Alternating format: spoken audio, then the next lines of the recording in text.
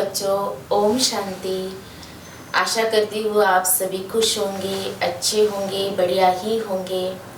बच्चों, पिछले एपिसोड में हमने जो चर्चा की थी, अपनी आवाज़ सुनो, तो उसके लिए साइलेंस पावर का बड़ा ही महत्व है। शांति की शक्ति, शांति एक गुण भी है तो शक्ति भी है। तो बच्चों, जीवन जीने के लिए हमें क्या चाहिए?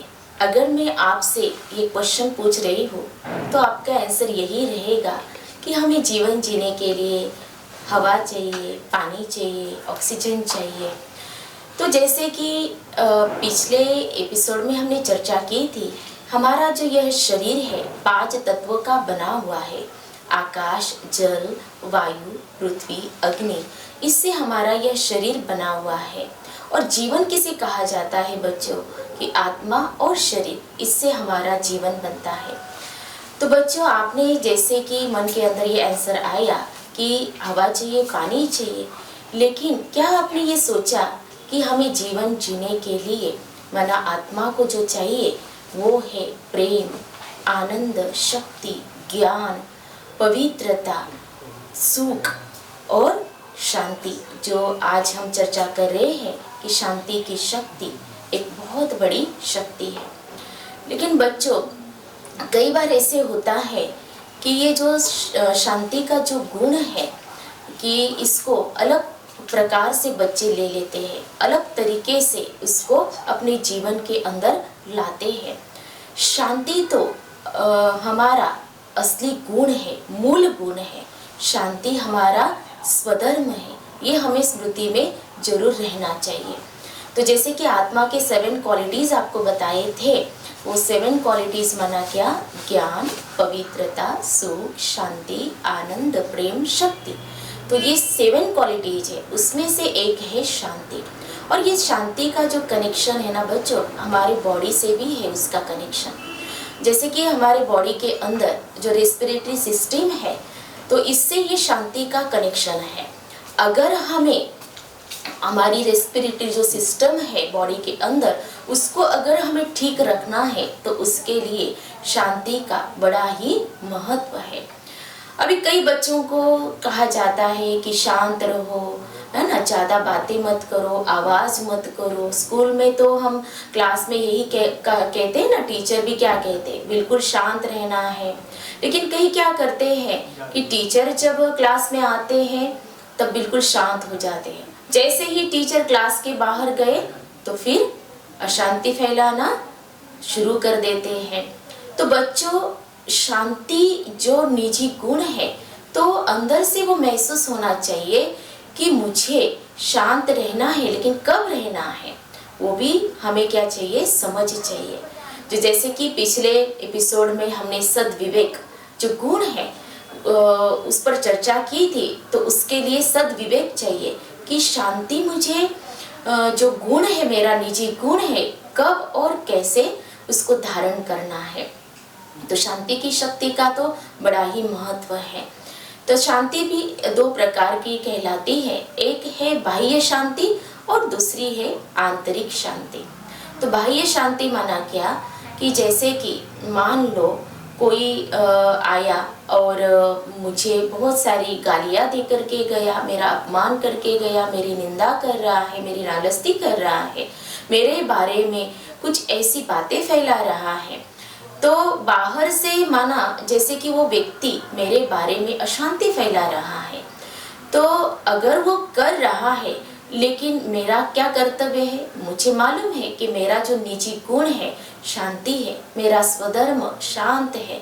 तो मुझे उस समय क्रोधित नहीं होना चाहिए, क्योंकि उस समय मुझे ये सोचना चाहिए, चलो ठीक है, भले ही वो मेरे ऊपर गुस्सा कर रहा है, मेरा अपमान कर रहा है, मुझे गालियाँ दे रहा है, लेकिन मुझे क्या करना है, शांत रहना है, क्योंकि मेरा ये अपना स्वधर्म है। इस पर मैं एक प्रेरक प्रसंग बच्चों आपको सुना रही हूँ। महात्मा बुद्ध थे, तो उनके पास एक व्यक्ति आया और उनको बहुत सारी गालियाँ देने लगा। महात्मा बुद्ध प्रत्युत्तर में कुछ भी नहीं बोले, वो सिर्फ सुन रहे थे, उन्होंने कुछ भी नहीं कहा, बिल्कुल शांत चित्त थे। और वो व्यक्ति गालियाँ ही देता जा रहा था। फिर कुछ देर बाद उन्होंने उस व्यक्ति को कहा कि अगर कोई चीज आपको दे रहा है और आप नहीं लेंगे तो वो किसके पास होगी। तो उस व्यक्ति ने कहा, अगर मैंने उस चीज को नहीं लिया तो वह चीज उस व्यक्ति के पास ही रहेगी। तो वैसे ही मैंने भी अभी तक आपने जो गालियां दी ना, मैंने वो तो ली ही नहीं, तो वो किसके पास रहेगी, वो तुम्हारे पास ही रहेगी। तो बच्चों कि हमें शांति का जो गुण है वो बहुत बड़ा गुण है। अगर शांति हमारे मन के अंदर है तो कोई भी व्यक्ति हो, परिस्थिति हो, सामना करने भी आएगी तो सहजता से उस परिस्थिति से, उस व्यक्ति से हम पार हो ही जाते हैं, क्योंकि शांति की शक्ति से हमारे अंदर सहन शक्ति भी आ जाती है। और इसीलिए शांति को गुण भी कहा गया है और शक्ति भी कहा गया है। लेकिन बच्चों शांति के लिए बहुत सारे इधर उधर जाते हैं कि कहीं हिल स्टेशन पर चले जाए, या तो कहीं मंदिरों में जाए, या दूर कहीं चले जाए, ऐसे सोचते हैं।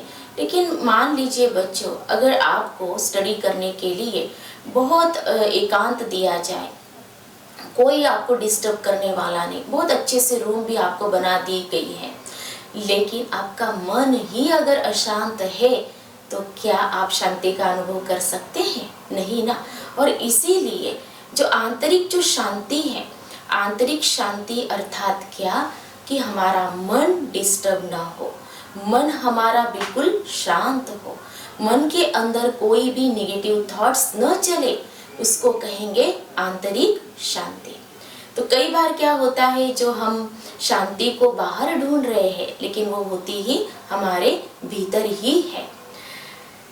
एक बार की जो कहानी है रानी के गले की हार की, वो मुझे याद आ गई है और वो आप सबके साथ में शेयर कर रही हूँ। रानी के गले का हार, रानी के गले में ही वो हार पड़ा था, लेकिन वो इधर उधर ढूंढ रही थी।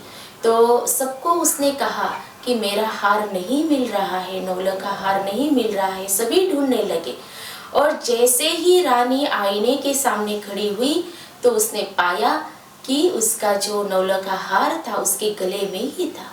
बच्चों ठीक उसी प्रकार शांति भी हमारे गले का हार है, माना हम शांति हमारा स्वधर्म है, उसको हम इधर उधर बाहर ढूंढ रहे हैं।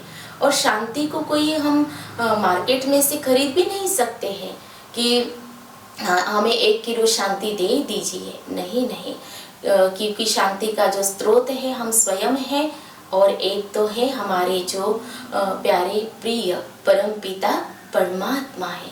परमात्मा शांति के सागर है और हमारा जो मूल घर है ना बच्चों, वो भी सूर्य चांद तारांगन से बहुत दूर पार शांति धाम है। और जैसे ही हम स्वयं को शांत स्वरूप आत्मा समझते हैं कि मैं एक शांत स्वरूप आत्मा हूँ, मेरा घर सूर्य चांद तारांगन से भी दूर शांति धाम है, जैसे ही ये संकल्प मन के अंदर लाते हैं तो शांति हमारे में समाने लगती है। और उससे भी ज़्यादा जब हम ये सोचते हैं कि शांति के सागर परम पिता परमात्मा मेरे पिता है और उनसे निरंतर शांति की किरणें मुझ में समा रही है, तो जैसे ही ये फील करते हैं बच्चों, जब हम सागर के पास जाते हैं, उनके सानिध्य में जाते हैं, तभी हम उनकी लहरों का आनंद ले पाते हैं। ठीक उसी प्रकार परम पिता परमात्मा भी शांति के सागर है। तो जब हम उनके सानिध्य में जाते हैं, उनके पास जाते हैं और ये संकल्प करते हैं कि उनसे निकली हुई शांति की किरणें मुझ में समा रही है, तो हमें भी परमात्मा शांति समाने लगती है, वो आने लगती है। तो बच्चों ओम शांति जब कहा जाता है तो ओम अर्थात अहम आत्मा शांत स्वरूप, मैं आत्मा शांत स्वरूप हूँ, यही हम एक दूसरे को संदेश देते हैं और इसीलिए प्यार से हम ओम शांति भी कहते हैं। तो बच्चों आज हमने जो आपको शांति की शक्ति का महत्व बताया कि शांति मेरा अपना असली गुण है, निजी गुण है, मेरा स्वधर्म है, तो ये हमें जरूर फील करना है। तो कैसे फील करना है, तो चलिए अभी हम प्रैक्टिकल में मेडिटेशन के द्वारा शांति का जो गुण है उसको हम फील करेंगे, महसूस करेंगे और गहन शांति का हम अनुभव करेंगे। हमेशा की तरह आप जहाँ पर भी है, जिस जगह पर आप सुन रहे हैं, आप बैठ जाइए आराम से, तन और मन को रिलैक्स कर दीजिए। और अब मैं जो संकल्प दे रही हूँ उसका आपको अनुभव करना है। मैं एक आत्मा हूँ, मैं आत्मा शांत स्वरूप हूँ। शांति मुझ आत्मा का रियल गुण है। शांति मुझ आत्मा का निजी संस्कार है। शांति मुझ आत्मा का स्वधर्म है। अब मुझ आत्मा को यह ज्ञान मिल गया है कि मुझ आत्मा का असली घर भी सूर्य, चांद, तारांगन से भी पार शांति धाम है। अब मैं आत्मा मन बुद्धि के द्वारा अपने प्यारे घर को रियलाइज कर रही हूँ, जहाँ पर सुनहरा लाल प्रकाश फैला हुआ है, जहाँ पर गहन शांति है। मैं आत्मा मन बुद्धि के द्वारा अपने शांति धाम घर में डीप साइलेंस का अनुभव कर रही हूँ। मेरे प्यारे पिता शांति के सागर परमात्मा प्यारे शिव बाबा शांति के सागर निरंतर मुझ आत्मा पर शांति की किरणें बरसा रहे हैं। मैं आत्मा फील कर रही हूँ, उनसे निकली हुई शांति की किरणें मुझ में समा रही है और मैं आत्मा डीप साइलेंस का अनुभव कर रही हूँ और शांति की शक्ति से भरपूर हो रही हूँ। अब मैं आत्मा फिर से अपने मन बुद्धि के द्वारा मस्तक के बीच स्वयं को रियलाइज करती हूँ और इस शांति की शक्ति को हर कर्म में मुझे यूज करना है, यह प्रतिज्ञा करती हूँ। ओम शांति। तो बच्चों, आज हमने जो चर्चा की, शांति की शक्ति, शांति बहुत बड़ा गुण है। तो शांति को गुण भी कहा गया है और शक्ति भी कहा है, साइलेंस पावर, क्योंकि इसी साइलेंस पावर के आधार पर नए नए आविष्कार जो साइंटिस्ट होते हैं वो करते हैं।